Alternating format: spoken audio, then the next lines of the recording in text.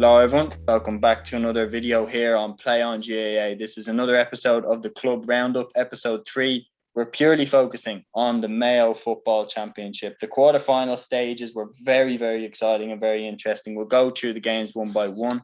But Knockmore beat BALLINTUBBER, Westport beat Ballintubbers Stephenites, Garrymore bet Castlebar Mitchells, and Belmullett bet Bruff. We'll start with the most dramatic out of the four games, Knockmore's victory over BALLINTUBBER, and we have to start with the penalty save right at the end of the game. The substitute goalkeeper, Ryan MacDonald, brought off the bench and saves a penalty from Dermot O'Connor in the last minute to send Knockmore through.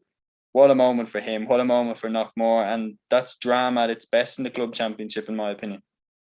Yeah, absolutely. Look, I think, I suppose the way in which Knockmore kind of beaten BALLINTUBBER as well. BALLINTUBBER were so kind of hotly tipped as well, kind of they were the absolute favourites for the Mayo Championship as well, and kind of the drama that it brought as well. So look, it was a fantastic kind of spectacle as well. And what we saw kind of in that game, I suppose, particularly the Darren McHale goal as well, the individual goal, I suppose, was it was a fantastic one, and I suppose we were very lucky to see that it was televised as well, and that everybody got to watch this. So look, it was a really, really exciting game, and I suppose a great advert for the Mayo Championship. Yeah, there's no doubt about that. The game's being televised live is a breath of fresh air for the GAA, in my opinion.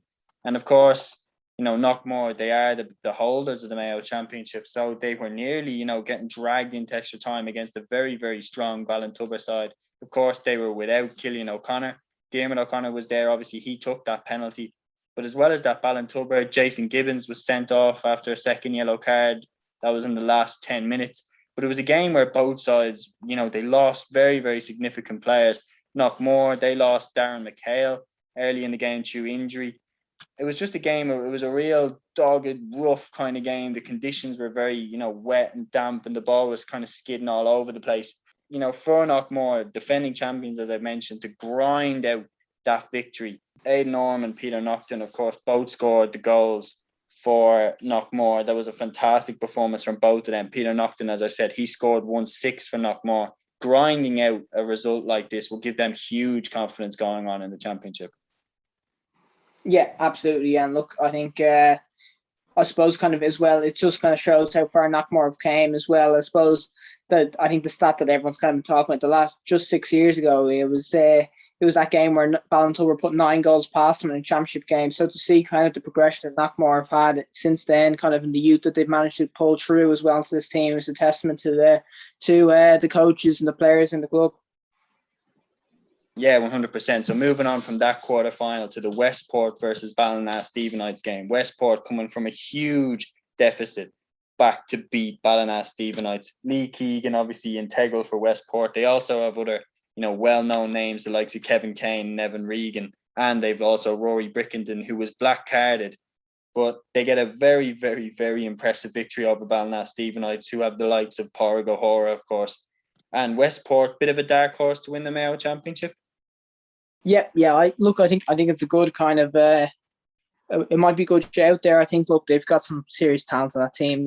And I know that was a well fancy kind of Ballintubbers side, kind of, and look, it took that late score from Sean McDonough to get them through that. So look, I think they probably wouldn't be the favourites, I don't think, based off kind of maybe the weekend. But look, you can't deny kind of the talent that they have in that team. I probably wouldn't be leaning towards too much, but yeah, I think it's an interesting one to kind of have to think like going forward. So you look at some of the kind of the traditional powerhouses, including kind of Ballintubbers and Castlebar Mitchells and stuff, who are no longer in this kind of championship. So look, it is wide open.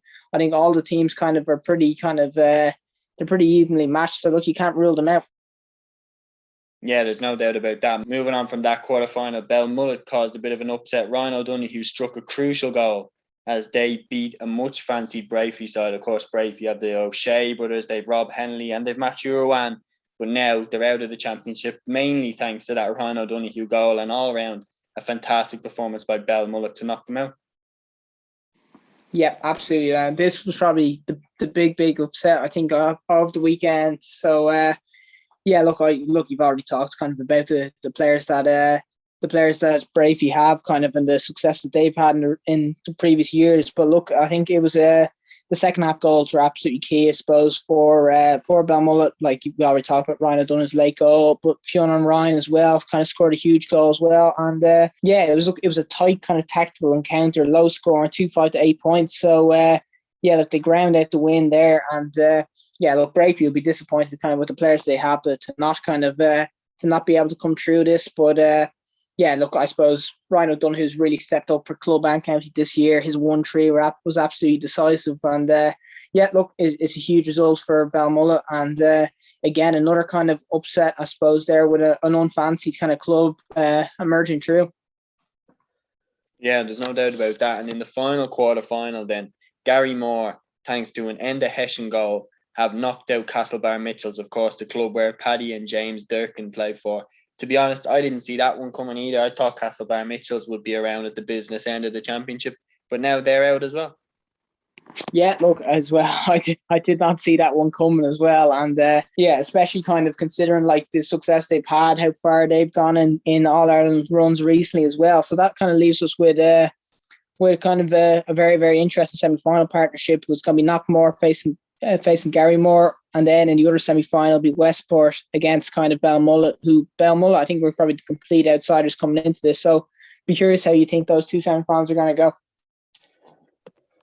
Yeah, I think it'd be absolutely fascinating, both because they're going to come with this kind of sense of freshness. They haven't really been there too often. They're not going to play with any kind of fear about what's happened to them in the past. I think they'll get in and they'll all give it a go. Knockmore, I'm predicting, will get the job done against Garrymore. The fact that they are defending champions and they're used to kind of grinding out that victory. As I said, they grinded it out against Ballintubber. I can see them getting past Garrymore, even as good as Garrymore looked in their victory over Castlebar Mitchells. In the other semi-final, Westport against Belmullett, very, very hard one to call in my opinion. Because, again, they're both kind of unknown quantities. Westport have the more kind of household names. So I'm going to go with Westport to win that game. Lee Keegan, Phil McDonough, Kevin Kane, these lads, I can see them kind of pushing Westport through. And then for the final, I'm going to predict Knockmore to defend their title. I just think they're very well rounded. Darren McHale, Kevin McLaughlin, these lads, they've a lot of experience all over the pitch. And I'm going to go with Knockmore to defend their title. But Westport, I wouldn't be surprised if they won it either. Yeah, look, to be honest, I can't really see much past the Knockmore Westport final as well. And I suppose just kind of in the sake of competitiveness between us, I'm probably going to go lean Westport to go as my early favourites, I suppose. Yeah, guys, that is our coverage of the Mayo Football Club Championship. We hope you enjoyed it. And until the next episode, guys, take care.